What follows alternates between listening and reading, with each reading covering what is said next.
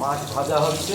আর খুব সংক্ষেপে আর খুব শর্টে আজকে মাছের তরকারি রান্না করব, সঙ্গে থাকুন। প্রথমে মাছটা অল্প আছে কড়াইতে ভেজে তুলে নিতে হবে। আর এদিকে দুটো পেঁয়াজ ছিল, পেঁয়াজটা ছাড়িয়ে আর রসুন, লঙ্কা আর আদা দিয়ে এটাকে পেস্ট করে ফেলবো। কিছুটা পেঁয়াজ রেখে দেবো সেটা কড়াইতে দেওয়ার জন্য, আর এই কিছুটা আদা দেবো, দিয়ে এইবার এটা আমি পেস্ট করে ফেলবো। এদিকে আমি কড়াইটা জ্বালিয়ে দিয়েছি আর তেলটা গরম হচ্ছে।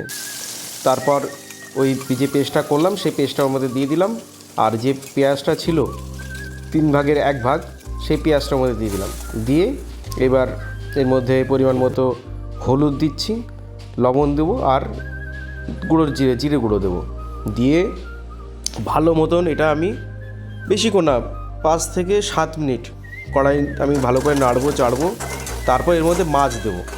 মাছ দেওয়ার পরে হালকা পরিমাণে জল দিয়ে এটা কিছুক্ষণ ফোটানোর পরে আমার তরকারি কিন্তু কমপ্লিট। তো আমার এটা রান্না করতে কিন্তু বেশি টাইম লাগলো না, আপনারা দেখতে পাচ্ছেন আপনাদের চোখের সামনে। এই লাস্টে আমি এই যে জলটা দিলাম, ব্যাস আমার কিন্তু রান্না কমপ্লিট হয়ে গেছে। তো কেমন লাগলো রান্নাটা অবশ্যই দর্শক আপনারা জানাবেন। দেখা হচ্ছে পরে ভিডিওতে। টাটা।